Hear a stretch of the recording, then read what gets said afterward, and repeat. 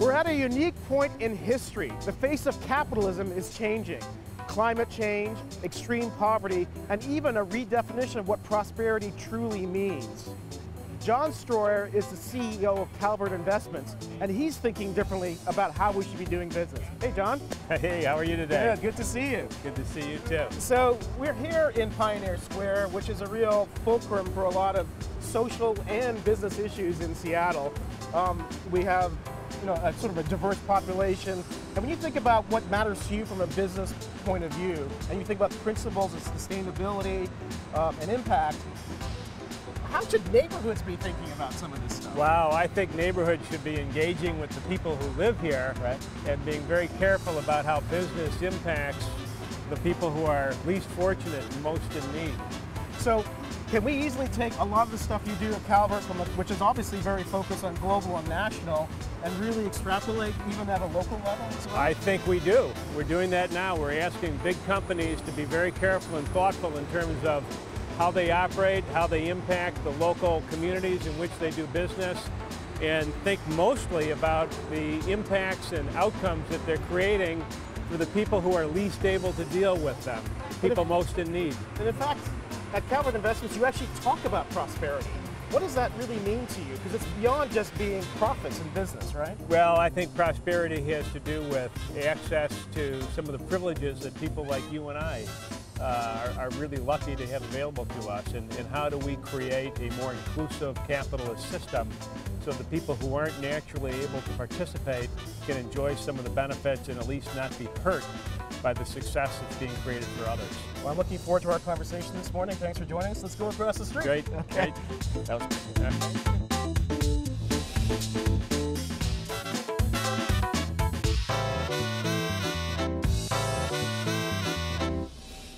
So John Stroyer began to get religion about responsible investment a long time ago during South Africa's apartheid regime. He was just starting to build his own business then, and he realized, and I love the way he said this to me, he said, it began to gnaw at me what was going on there and whether there was any kind of role that investment or business could play in what was happening in that regime. And since then, he's built global investment businesses in both Chicago and New York City. And the last couple of years, he was slowing down and looking to do something differently, and he had rebased himself back in the Pacific Northwest when his phone began to ring incessantly, and it was Calvert Investments, this 40-year-old responsible investment company based in Washington, D.C., that was really hoping that he might consider joining them as their CEO. And he said he wouldn't answer the phone for the longest time, but ended up doing so. And when he began to think about taking this job, he thought maybe it was his duty to help get this pantheon of responsible investment back on track. But as he began to look closer at what was going on and speaking with the board, he realized it was not just his duty, it's something that he was supposed to do. And so it's really important that he actually took this job as of January 1st of this year. And since then, he's publicly agreed with the Pope in terms of his position on climate change. And he wrote a letter to Calvert clients saying that they're ahead of their time. So it may be just a question of time when the rest of the world catches up with John Stroyer and Calvert and with probably some of you here in the audience. But I think it's going to be really interesting to see how he takes his mission on and how he even thinks differently about the role of capitalism in our world as we think about the way we do grow and if there's a different way to grow. So with all that, I'd like you to welcome John Stroyer from Calvert Investments. Thanks for joining us. Wonderful. Thank you. So I gave you a bit of personal background on John, and we'll get back into what motivates him. But I think what I really want to get at right now, it just seems like there's something in the water when it comes to impact investment, responsible investment. People are talking about it. It doesn't feel like business as usual anymore. What has changed in the last few years that says we have to take this seriously? It's not just about economic or financial returns at any cost. we can see what companies are doing. That, I think, is a major change. We can see, how are we seeing this? Is that through technology, social media? Right. I think that the information revolution in connecting the planet through social media and through advanced technology has had a massive impact. It wasn't just in Tiananmen Square, covered by the major media, where the world was able to see what was going on throughout the planet, but through connecting people in Bangladesh and Africa and Southeast Asia with the rest of the developed world, we now really know what companies are doing every place. And I think creating that visibility and getting that information flow going has caused Western consumers and everybody to sit up and say, hey, there's more to what companies are doing than producing financial results for shareholders. And this is not necessarily a voluntary transparency on the part of these companies, is it? Well, that's right. And I think as we think about responsible investing and impact investing, getting more transparency is very important. So you're right. On one hand, it's not a voluntary transparency. On the other hand, we find a lot of great management teams at big companies beginning to provide transparency and beginning to provide disclosure. So you know, in the past 50 years, things have really changed. At one point, the information that we got about companies was only what they were required to provide based on the SEC's regulatory framework. That was financial information generally. But today, we have a lot more information. And so the notion that a company's total impact should be defined by its financial results is no longer valid. So the challenge is that financial results are actually very easy to quantify, measure, and show performance, and that's what everybody gets hung up on. You know, Wall Street just loves to see that, and stock prices fluctuate because of that. It sounds like the rest of the world is catching up to you in a certain way because of this transparency. But how do you even define responsible investment to actually sort of say, you know what, this is not going to hurt your bottom line? You're going to be doing good and still doing all right with your portfolio. Right. Well, let me give you a quick framework for how we think about responsible investing today. And we think of it from the point of view of the investor, as opposed to saying it's the company. It's really the investor, and the investor has a duty to behave responsibly as a participant in the capital markets. We think there are four main pieces to being a responsible investor. And yes, getting the right risk and return is a big piece of that. But secondly, understanding the full scope of the impacts that your investments are having is a very big piece of that. What are the social outcomes and the environmental outcomes that are being created by the companies that I've put my money into? We think the investor bears a responsibility for understanding that and making decisions within that full knowledge set. Third, we think investors have to be able to be actively engaged with the managements of the companies they've invested in. If the management is doing something they don't like, investors have to be capable of interacting with those management teams and asking them to do a better job. And if necessary, they're supposed to file a shareholder resolution and try to get other shareholders to understand the problem, vote, and force management to change. In fact, that's how our system is set up. Unfortunately, most investors don't do that work. And then the fourth major piece is square on with impact investing, because we need to create a much more inclusive society. We need to create some form of inclusive prosperity, or at least we need to stop creating the social injustice that exists within our system. So those are the four major pieces that we think investors have responsibility for when they're dealing with a substantial amount of money. And the more dyed-in-the-wood capitalist would say, you know what, making profits is socially responsible because you're actually creating an influx of capital into a community, into a country, and that will benefit people in the long run. So shouldn't we just focus on that and not get caught up in all these extra costs of doing business properly? How do you deal with that argument? Well, that's a great point. I think that sounds like trickle down.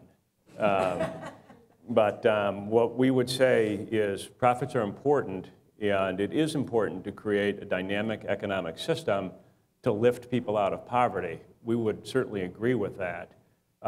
We would also say that one needs to understand exactly how that's being done. Are the rewards fair? And is it being done in the best way possible? And sometimes it's not. And it's all about disclosure and research to get to it. So as I said, I think at some point when we didn't have access to all of that detailed information, you got to pass. But today, investors can get that information. They might not like what they see, but it's available. They need to look at it, and they need to make the right decision. What's interesting about what you're saying is that now we cannot just pretend ignorance is bliss. Because we know, we actually have to factor that in as potential risk factors moving forward. So that's, if investment is about management of risk, we now know much more about the risk that's involved here as well. I think that's right, and some are very easy to look at. So we're all focused on to solve issues associated with climate change. And a tremendous amount of information has been created about that. Some investors would like to ignore that and not take it into account. Some companies would prefer not to disclose what they're doing in that regard. Others, though, have taken a completely different approach, and they have come to recognize it as a potential competitive advantage. In other words, if you can run a company that consumes energy, not a producer of energy, but a consumer of energy, much more efficiently, and run it primarily by using renewable power sources, well, when a carbon tax comes or when things get really difficult relative to climate change and you've solved your problems well in advance, you're probably going to be at a competitive advantage to your peer who hasn't attended to this. Well, that's interesting. I actually know of an organization, I'm on the board of it, called Climate Solutions here in the Pacific Northwest, and they're actually trying to promote the West Coast from a policy point of view, positioning itself for that competitive advantage. It's basically saying it's coming. So let's make sure our businesses are ready for this, the government's ready for this, and that we could take advantage of what's going to happen. So, well, I think you make a good point because while we're all one country, our regional differences are significant. And when we think about power markets in the United States, we look at the Southeast, we look at the power market there and how the regulatory framework is set up very differently than how we look at the West Coast generally in terms of how the power market is set up. Here, in the power market on the West Coast, really encourages the purchase by the user of renewable energy, and it facilitates a transition. It's easy with the hydroelectricity, right? Well, the hydro is one piece, but the regulatory framework in terms of how the states interact with the utilities is also very different here and very positive. What you were talking about, your principles, the third one struck me because when I think about, as a layperson, think about responsible investing, it's more avoiding investing in certain companies like fossil fuels, for example. We're seeing a lot of divestment there, and it reminds me a lot of apartheid during 20, 30 years ago. But it sounds to me that you guys are taking a more active role and that you encourage your clients to take a more active role in these companies to make them change their ways. Sure. Well, you bring up fossil fuels, and I'd like to go there for a second, and then we can talk about engagement and being an active shareholder. And everybody in Seattle knows about the divestment movement, I'm sure. And we looked at that and decided not to divest. But we decided to do our research and our homework and understand the risks that fossil fuel companies posed, as well as the risks that were involved with owning a fossil fuel company. And once we did our research, set up our models, did the quantitative work, we ended up not investing in any fossil fuel companies. What was the research telling you that you said you couldn't do this? Well, I think the easiest way to understand it is that companies that own fossil fuel in the ground don't have a lot of options. So if, in fact, our society continues on the trend that it's on, and our society is asking companies to operate differently and to address these problems of greenhouse gas emissions, that trend is clear. It's not moving rapidly enough, but it's moving. Tell me, what is Exxon going to do with their business? What are their real options? And so these companies face a significant risk in a different power environment, in a different global energy system. So this is not a moral or ethical consideration. This is a business consideration because of that risk, right? Right. I think there are moral and ethical considerations to be made, but as investors, we would prefer to work with numbers. And I think when we work with the numbers, we can get to the same place, which is good news.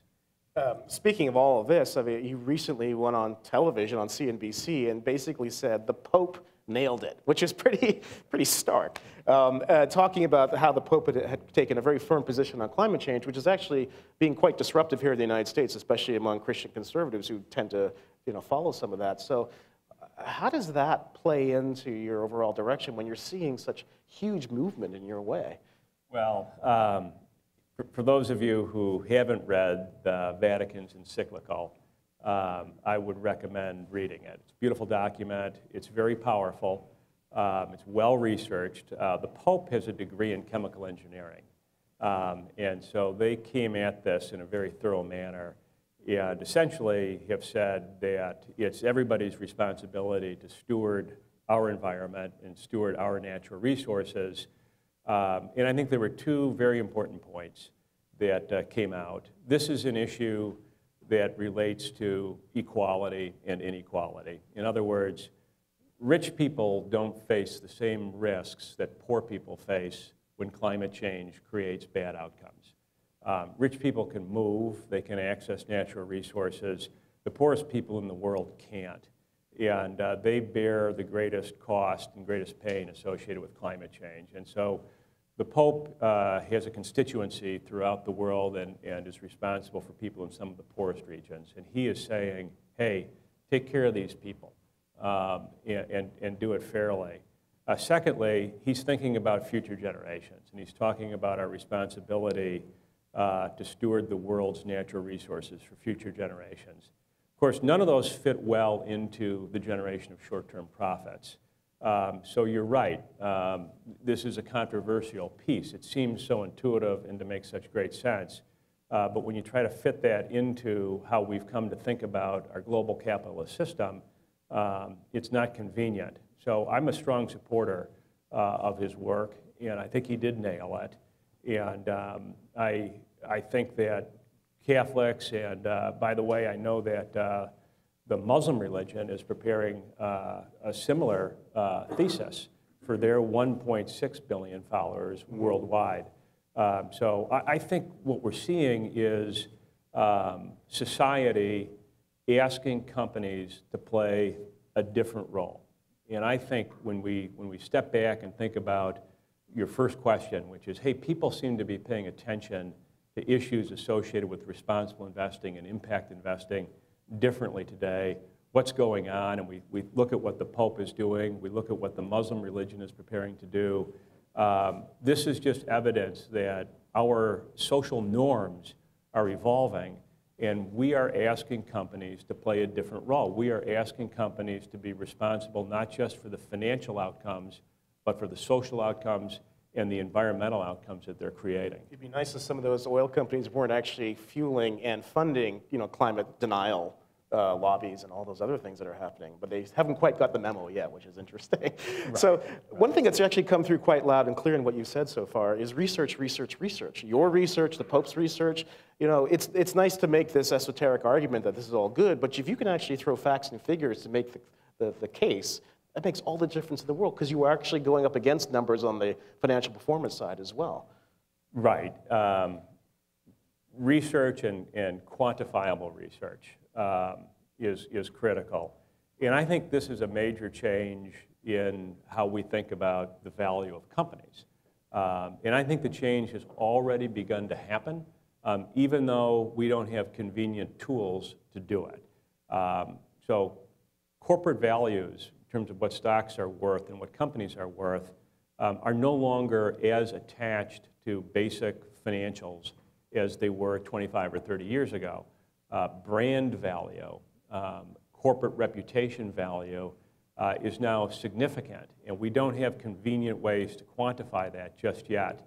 And so when a company is engaged in activities that are unattractive relative to some segment of society, or abusing a labor pool on a far corner of the planet, that comes back to hurt the company's image, its reputation. But we don't yet, the financial industry doesn't have a convenient way to tie that directly in as we do the fundamentals. It's coming.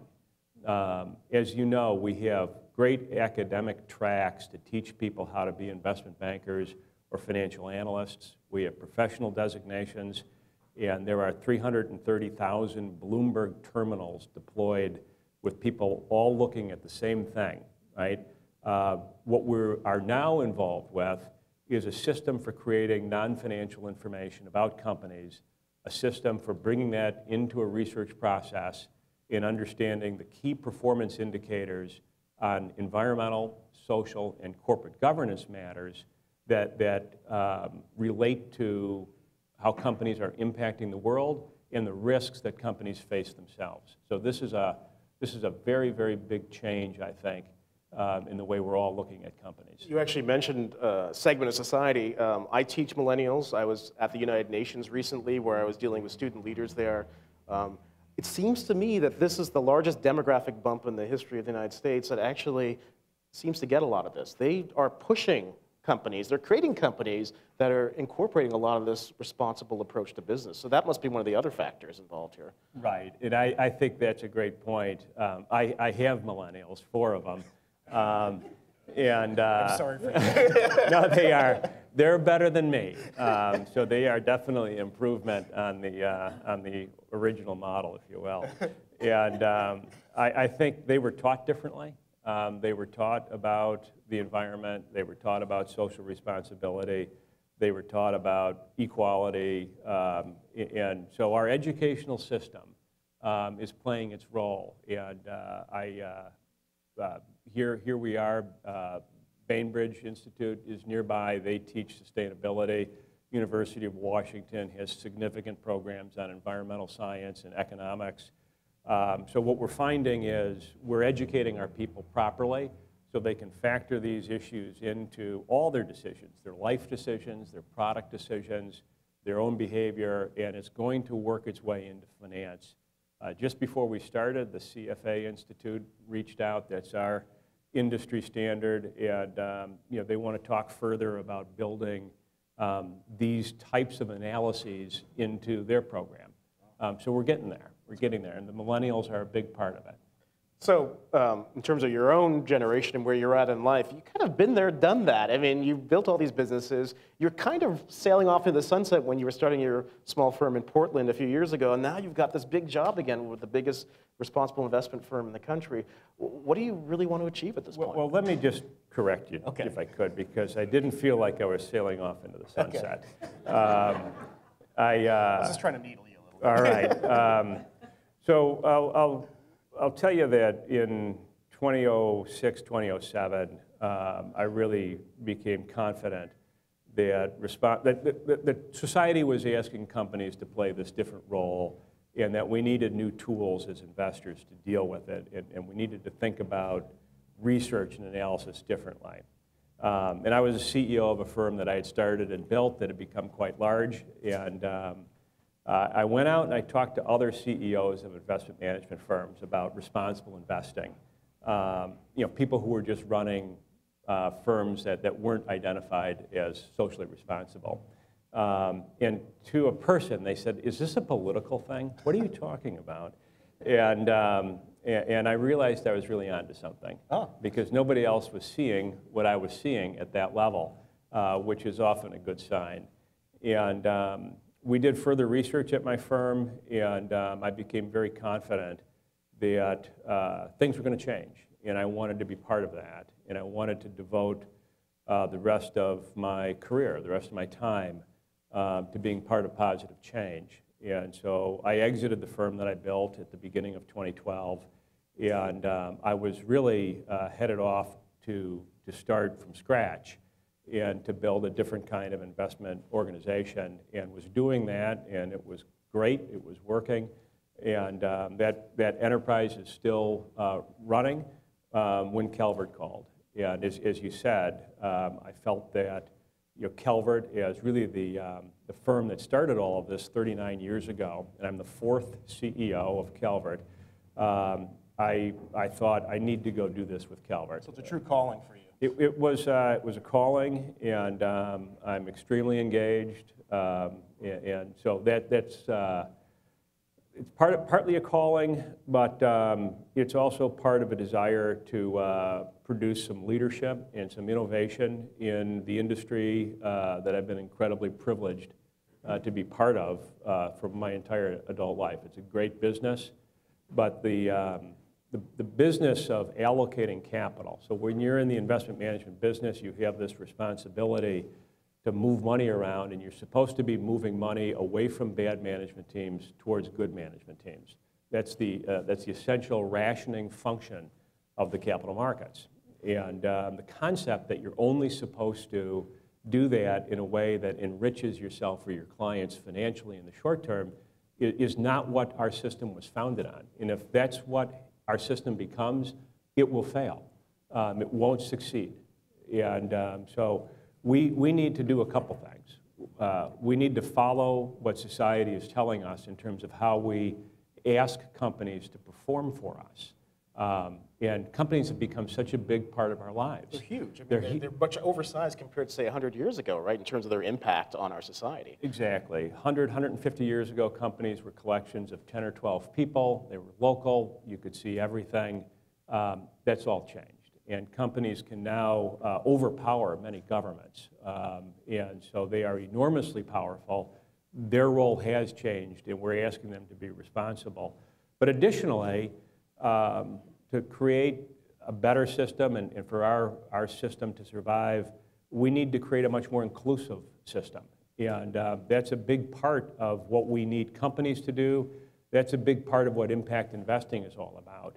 And we need a mechanism to get skill sets, we need to get money, we need to get resources to people who are not currently able to be successful in what has become an increasingly narrow capitalist system. And we need to solve that problem. I think we are beginning to solve it, right? Not because of government regulation, not because of things that big companies are doing, but because of things that young people are doing, people who care are doing in the impact investing space. I think that is enormously important.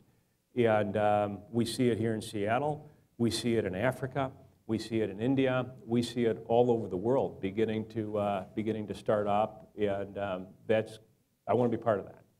And speaking of Seattle and the Pacific Northwest, which you obviously know very well because you have a presence here and you've had a presence here, we like to pat ourselves on the back with all the great companies that are doing great things, from Starbucks to Costco. How are we doing according to your measure stick? Right. There are some great companies here in Seattle, and even the companies that don't quite qualify, you have a lot of great things going on. And so Microsoft has really been a leader in terms of how they run the business, the disclosures they create, and how they think about employees and customers alike. Even Amazon. They've been getting a lot of criticism. Well, we can go to that, but 2 or 3 years ago, Amazon is not a company that would have qualified to be in a Calvert portfolio, and there were reasons associated with lack of disclosure, and there were reasons associated with lack of progress towards setting sustainability goals, putting hard numbers on the table, and getting things done. And that shouldn't be the case. Amazon's a very, very important company. They've changed an industry in many, many respects. They've changed the way the world shops. And that's exactly the kind of company that we need to be a leader in terms of responsibility. And they weren't doing it. And Calvert engaged with them directly. And Calvert ultimately filed a shareholder resolution to ask them to do things differently. We asked them to hire people to create a corporate social responsibility effort, a sustainability report, to help them set goals around how they access energy, and took it to a vote. I think we got about a 26% success rate at shareholder vote, and had a successful engagement, and Amazon has begun to implement those things. So from my perspective, Amazon is evolving, and they are becoming a part of the solution.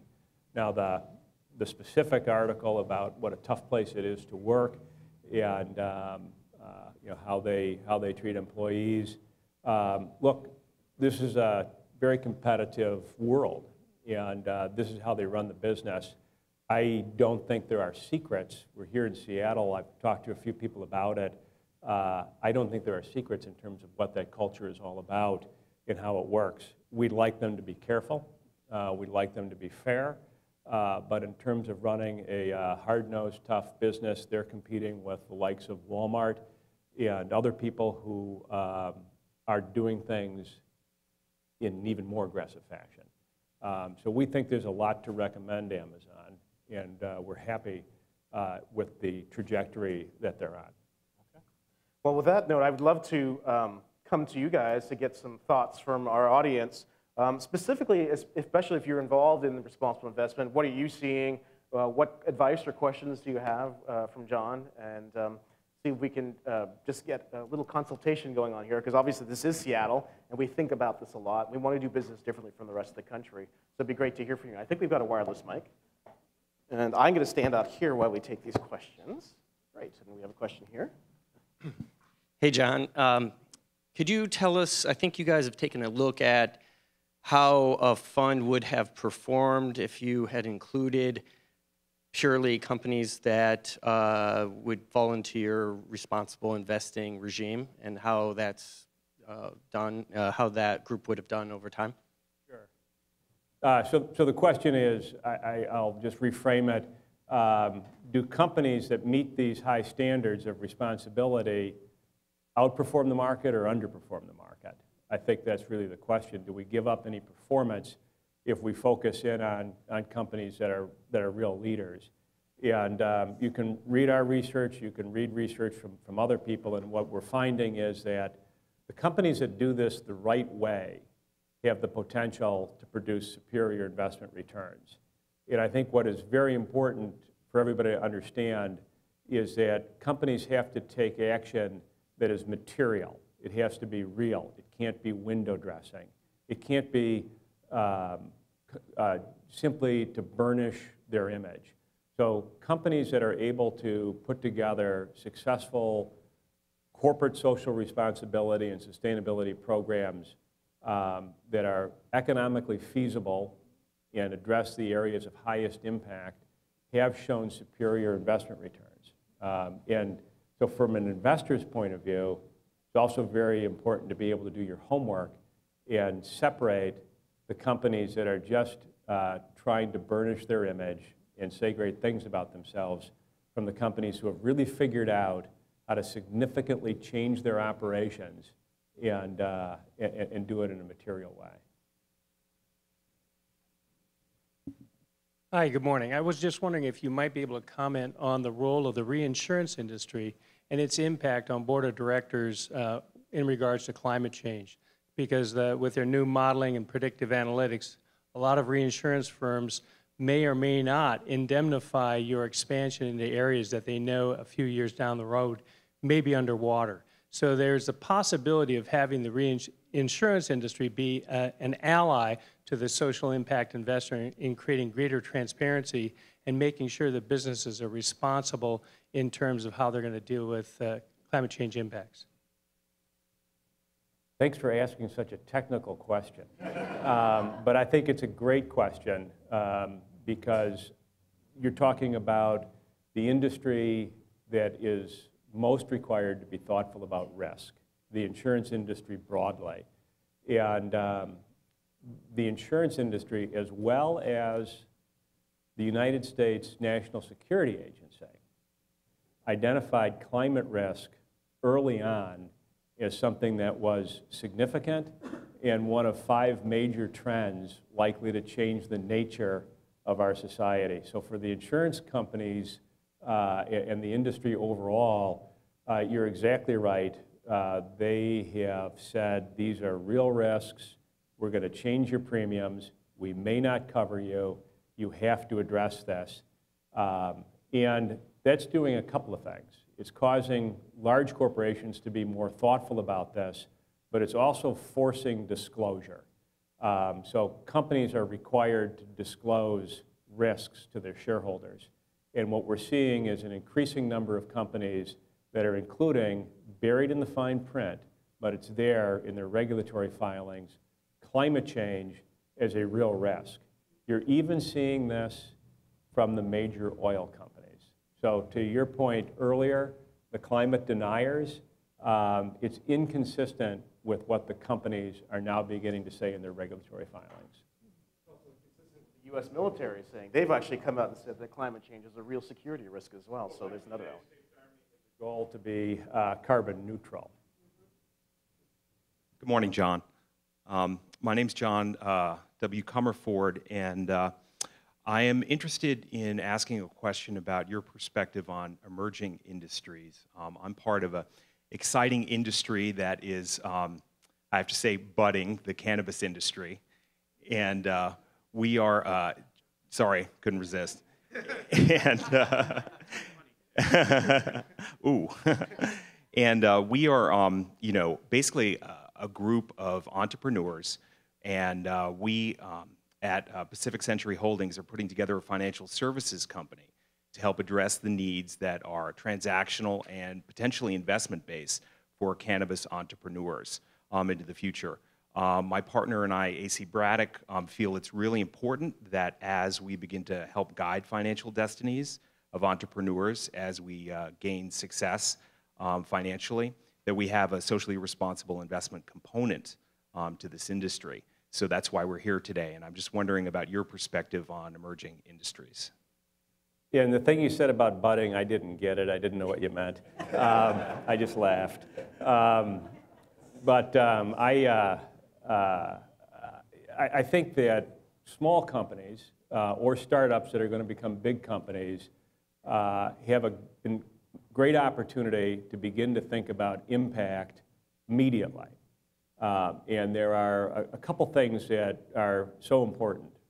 One is to understand the full scope of impact, both in terms of what it means to the people who work for you, your employees, as well as what it means to the communities that you do business in and the customers who you serve.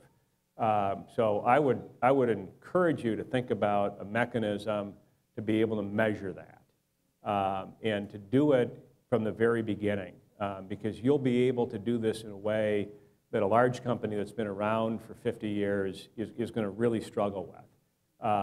And so as you're, one of the great things about this whole space, whether it's impact, starting a small company today, or the type of work that I do, is we get to attract some of the greatest people in the world, highly motivated, smart people who want to be part of positive change. So, I'm sure you're going to be able to attract all sorts of great people in your particular business, but to the extent that we can show them that we have what they want, we have an environment that they can work in and do more than just make money, because this gets to what the millennials are telling us, right? I think that's extremely important, huge opportunity, and I think the cannabis business is also probably going to do very, very well. Yeah. Thank you. I'm happy to take one more question. I think we got a bit more time. Thank you. My name is Veronica Smith, and I'm interested in learning more about the non-financial measures that you talked about that are being developed. Where might I find more information about that? Yeah, thank you, because I've spent years developing a research system designed to do this. And so let me give you a quick framework in terms of how we do this, what the measures are, and how this is going to change significantly. So we want to look for what we call the key performance indicators that are relevant to a specific company.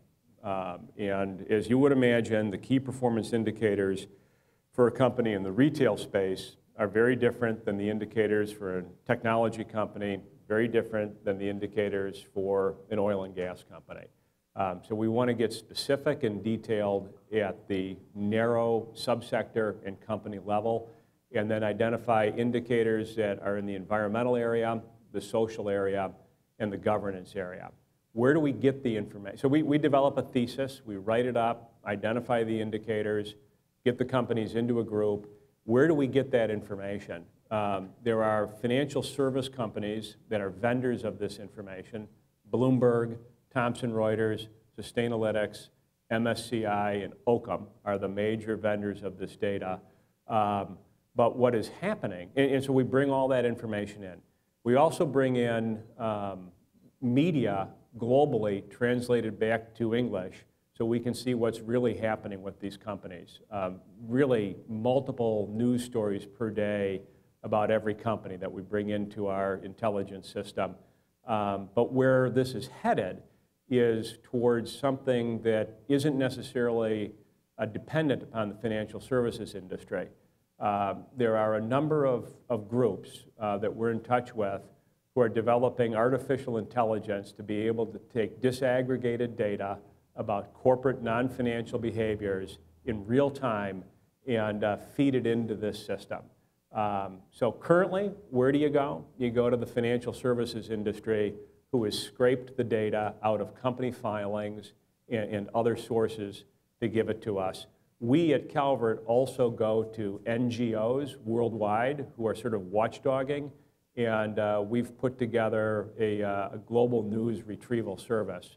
We have 10 analysts who are expert on this, and this is all that they do.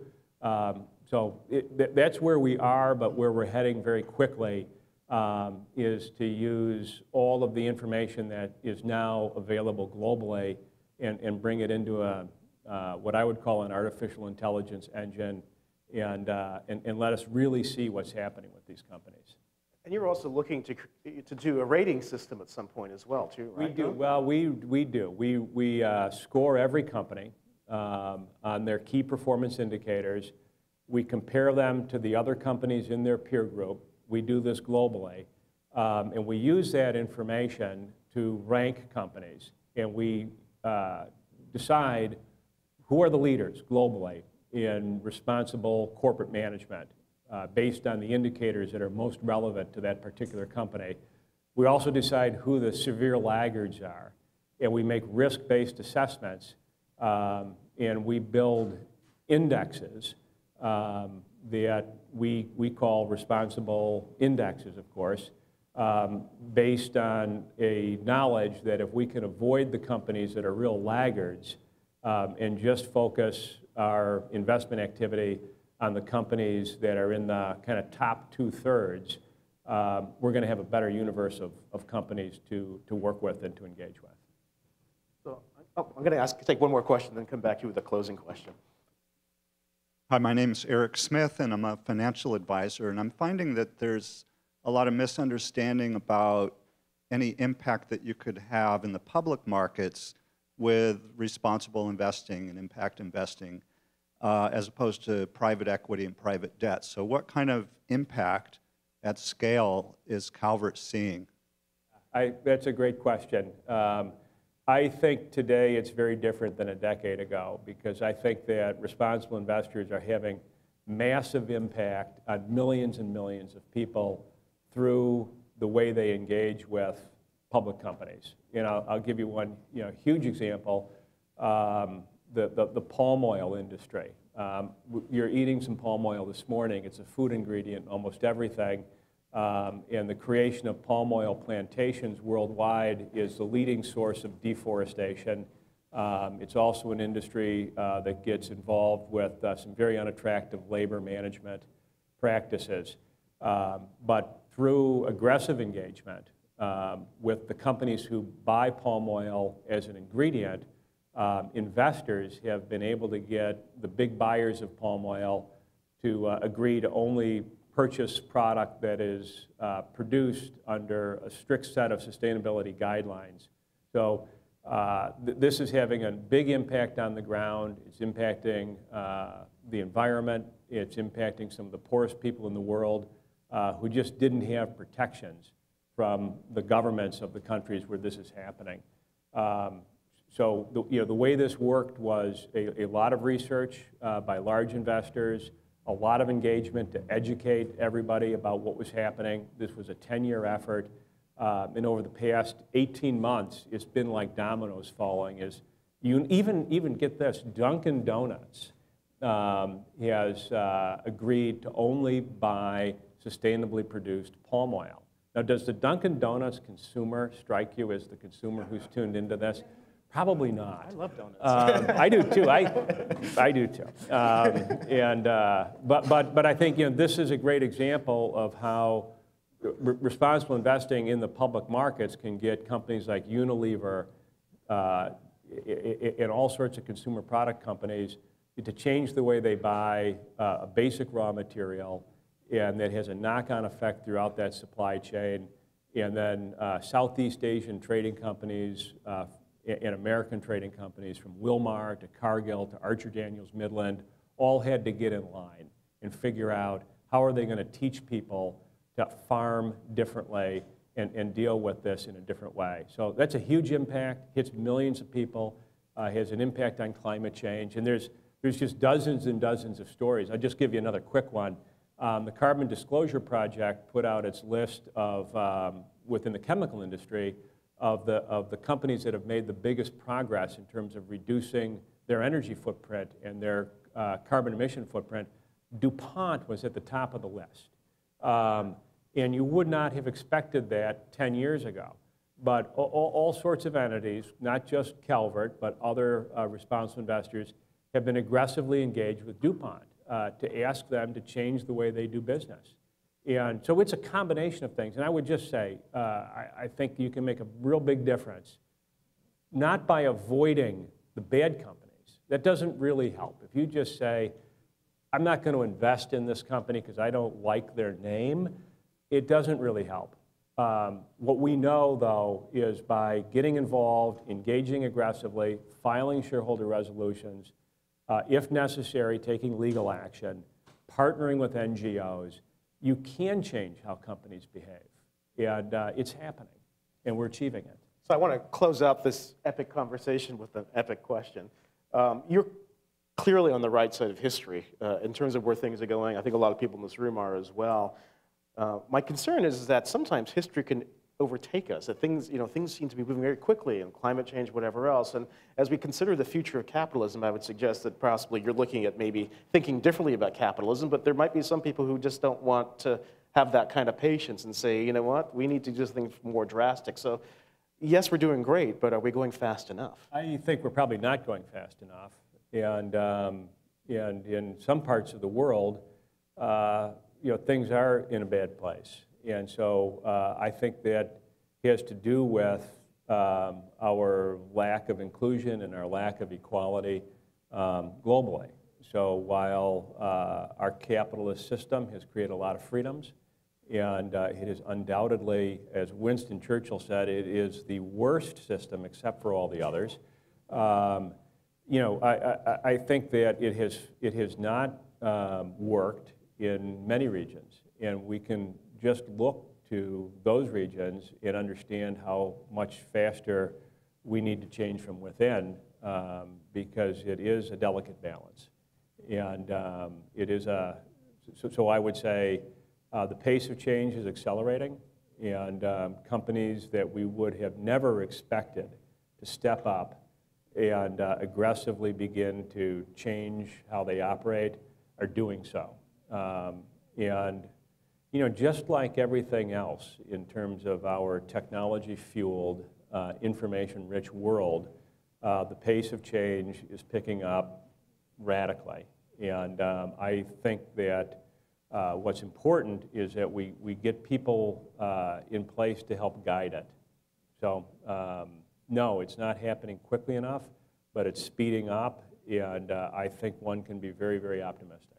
Well, John Stroyer, CEO of Calvert Investments. I feel like I've spoken to Superman in Clark Kent's clothing here. You're really leading the way, going very fast as you can, and doing some remarkable work. And I really am grateful to you for sharing your thoughts and your vision, and hopefully something that the rest of the world will catch up on sooner than later. If I could just say, it's the people who have invested with Calvert, the individuals in the institutions who agreed to make investments this way over the past 39 years, who really deserve all the credit. And those are the people who I'm really responsible to, and I'm just a steward for that mission. You got a lot of super friends then. I do, absolutely. All right, well, thank you very much, John, and thank you all for joining us. I'm Hanson Hosein. Thanks.